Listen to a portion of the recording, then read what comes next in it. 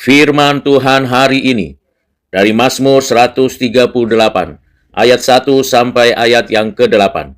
Demikianlah firman Tuhan. Dari Daud, aku hendak bersyukur kepadamu dengan segenap hatiku dan bermazmur bagimu di hadapan para ilah bangsa-bangsa. Aku hendak sujud ke arah bait-Mu yang kudus dan memuji nama-Mu, oleh karena kasih dan kesetiaan-Mu. Sebab Kau buat nama-Mu dan janji-Mu melebihi segala sesuatu. Pada hari aku berseru, Engkau menjawab aku dan menambahkan kekuatan dalam jiwaku. Hendaklah semua raja di bumi bersyukur kepadamu, ya Tuhan, sebab mereka telah mendengar janji dari mulut-Mu. Hendaklah mereka bernyanyi tentang jalan-jalan Tuhan, sebab besar kemuliaan Tuhan. Tuhan itu tinggi, tetapi Ia melihat orang yang hina. Orang yang sombong dikenalnya dari jauh. Walaupun aku berjalan dalam kesesakan, Engkau melindungi hidupku dari amarah musuhku. Engkau mengulurkan tangan-Mu dan tangan kanan-Mu menyelamatkan aku. Tuhan akan menyelesaikan segala-galanya bagiku. Ya Tuhan, kasih setiamu tetap untuk selama-lamanya. Janganlah Kau tinggalkan perbuatan tangan-Mu. Demikianlah pembacaan dan pendengaran kita akan firman Tuhan. Berbahagialah kita yang menyimpannya, mengertinya, dan melakukan kehendaknya setiap hari. Saudara yang kekasih di dalam Kristus, Mazmur 138 dibuka dengan deklarasi pribadi Daud yang memuji Tuhan dengan segenap hati, menunjukkan bahwa penyembahan sejati bersifat total dan mengalir dari relasi perjanjian yang intim. Ungkapan ini menegaskan bahwa pujian bukan respon emosional sesaat, melainkan komitmen spiritual yang menyeluruh, tanpa kemunafikan, dan mengacu pada para penguasa atau kekuatan untuk menegaskan bahwa Allah Israel berkuasa berdaulat penuh atas setiap bentuk otoritas apapun. Dalam ayat yang kedua, Daud bersujud ke arah bait kudus dan memuji nama Tuhan karena kasih setia dan kebenarannya. Yang secara teologis, ayat ini menekankan dua atribut Allah yang menjadi dasar kepercayaan Israel. Hesed, kasih setia perjanjian, dan emet, kebenaran yang tidak berubah. Penyembahan yang benar berdiri di atas pengenalan akan karakter Allah. Pernyataan bahwa Daud sujud ke arah bait kudusnya menunjukkan iman kepada Allah yang hadir, yang berdiam di tempat yang ditetapkannya. Sebagai wujud ibadah yang teratur, bukan sekedar emosi spontan. Ibadah sejati terarah pada Allah sebagaimana Ia menyatakan dirinya. Dan Mazmur ini menekankan nama dan firman Allah yang ditinggikan melampaui segala sesuatu. Sujud adalah tindakan kerendahan hati yang lahir dari kesadaran akan besarnya anugerah Allah. Daud menekankan bahwa kasih setia Allah lebih tinggi dari segala janji yang pernah diucapkannya, karena dalam tindakan nyata Allah bahkan melampaui apa yang telah dijanjikannya. Pada ayat yang ketiga, ini merupakan pengalaman konkret Daud berseru dan ditolong oleh Tuhan, menggambarkan relasi yang hidup antara Allah dan umatnya. Penguatan batinnya menunjukkan bahwa pertolongan Allah tidak selalu berbentuk perubahan situasi, tetapi juga pemberian kekuatan rohani untuk menghadapi krisis. Hal ini penting karena kita tahu bahwa kekuatan di dalam jiwa dan pembebasan dari Tuhan merupakan sebuah dasar yang penting untuk kita memiliki keberanian menjalani kehidupan di tengah-tengah krisis.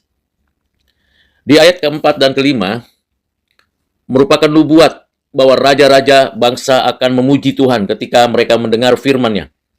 Tentunya secara teologi sebagian ini menegaskan sifat universal firman Allah dan bahwa kemuliaan Tuhan tidak hanya berlaku bagi Israel, tetapi bagi bangsa-bangsa. Firman Allah melampaui batas etnis maupun politik.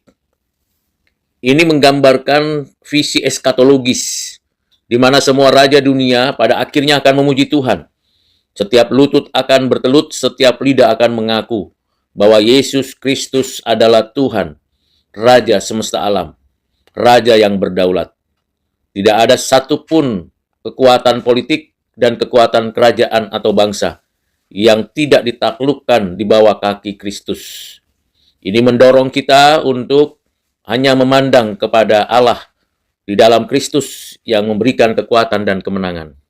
Pada bagian ini, Yohanes Calvin memberikan pengertian bahwa nubuat ini menunjuk pada perluasan kerajaan Allah yang telah mencapai seluruh bangsa melalui Injil Kristus. Baginya, ini adalah bentuk antisipatori profesi yang menandai misi Allah di tengah dunia. Doa kita dan pujian kita tidak hanya ditujukan pada kebutuhan kita, tetapi pada rencana universal dari Allah. Pada ayat yang ke-6, mengajarkan paradoks ilahi. Tuhan yang tinggi, yang mengindahkan orang rendah, tetapi mengenal orang sombong dari jauh.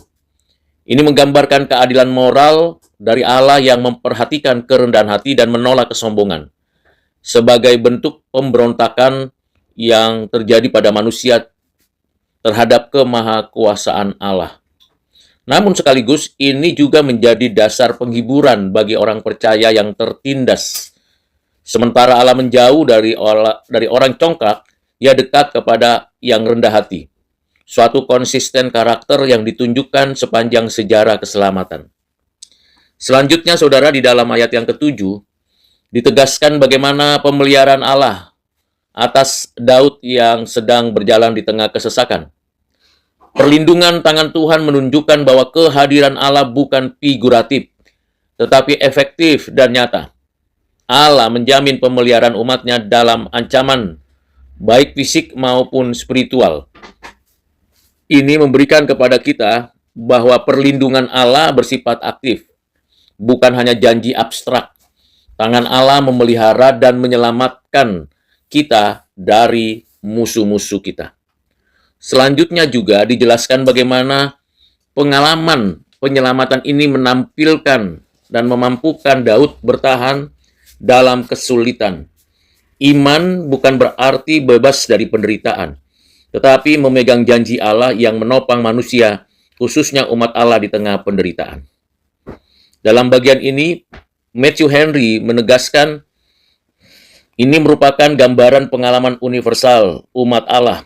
Kesesakan tidak pernah dihindarkan sepenuhnya, tetapi dalam kesesakan itulah penyertaan Tuhan menjadi paling jelas. Sebagai bukti bahwa Allah tidak hanya berdaulat, tetapi juga dekat, imanen. Pada ayat yang ke-8, ditegaskan dan diajarkan kepada kita bahwa Tuhan akan menyelesaikan apa yang telah dimulainya. Suatu pembelajaran penting dalam teologi perjanjian, dan juga di dalam pengajaran pada Filipi 1 ayat 6. Kesetiaan Allah menjamin bahwa karyanya dalam diri umat tidak akan berhenti di tengah jalan. Pada bagian ini, kita percaya bahwa kepastian datangnya dari Allah yang memerangi musuh-musuh umatnya, dan sekaligus dari pihak Allah kita mendapatkan kekuatan yang efektif dan tidak terbatas. Keyakinan bahwa karya penyelamatan Allah bersifat progresif dan akan dibawa hingga tuntas sesuai dengan rencananya. Kesetiaan Allah menjadi dasar pengharapan orang-orang percaya. Dalam bagian ayat terakhir ini, Yohanes Calvin menambahkan bahwa pernyataan ini menunjukkan bahwa keselamatan umat Allah bergantung sepenuhnya pada kesetiaannya, bukan usaha manusia. Keselamatan bukan hanya anugerah di awal, tetapi juga pemeliharaan yang konsisten sampai akhir. Akhirnya, pembahasan kita dari Mazmur 138 ini ditutup dengan sebuah keyakinan bahwa kasih setia Tuhan bersifat kekal, dan seluruh sejarah keselamatan berdiri di atas karakter Allah yang tidak berubah. Ini merupakan kesaksian iman dan pengharapan bahwa Tuhan Allah berdaulat, dekat, dan setia akan memelihara umatnya dalam segala situasi. Bagaimana kita menerapkan pengajaran dari Mazmur 138 ini? Yang pertama, ibadah harus lahir dari hati yang utuh dan jujur di hadapan Tuhan. Di tengah zaman yang cenderung menampilkan kerohanian yang dangkal dan performatif, orang Kristen, saya dan saudara dipanggil untuk bersyukur dengan kesungguhan hati. Ibadah yang benar menuntut kesetiaan pada firman Allah dan pengakuan bahwa hanya Tuhan Allah yang layak dimuliakan. Bahkan ketika dunia menawarkan banyak ilah-ilah seperti kekuasaan, teknologi, dan popularitas. Implementasi yang kedua, yang relevan dalam konteks pergumulan hidup kita. Banyak orang mengalami tekanan mental, spiritual, atau sosial. Tetapi ayat ini mengingatkan bahwa Allah memberikan penguatan batin sebelum perubahan keadaan eksternal terjadi. Kesadaran bahwa Allah memperhatikan yang rendah hati, menolong orang percaya menghadapi masa-masa sulit dengan pengharapan yang realistis dan iman yang teguh. Implementasi yang ketiga, atau penerapan yang ketiga, ialah keyakinan bahwa Tuhan akan menyelesaikannya bagi kita. Menjadi pegangan bagi umat Kristen, bagi kita orang-orang percaya yang penuh ketidakpastian di dunia ini, dalam pelayanan, pekerjaan, pendidikan, dan relasi sosial. Allah memimpin proses hidup umatnya dan membawa setiap rencananya hingga tuntas. Respon kita adalah terus bersandar pada kasih setianya yang kekal dan terus menjalani panggilan hidup yang dengan setia kepada Tuhan. Artinya saya dan saudara hidup memiliki integritas dalam setiap ranah kehidupan dan berani menjadi saksi di tengah-tengah masyarakat saat ini. Kiranya dengan renungan, dengan penerapan firman melalui Mazmur 138 ini, kita sebagai orang Kristen memiliki hidup yang selalu bersyukur, memiliki sikap hati yang selalu mengandalkan Tuhan, dan hidup bersandar bergantung pada Tuhan. Karena kita orang-orang yang lebih daripada pemenang. Tuhan Yesus memberkati. Amin.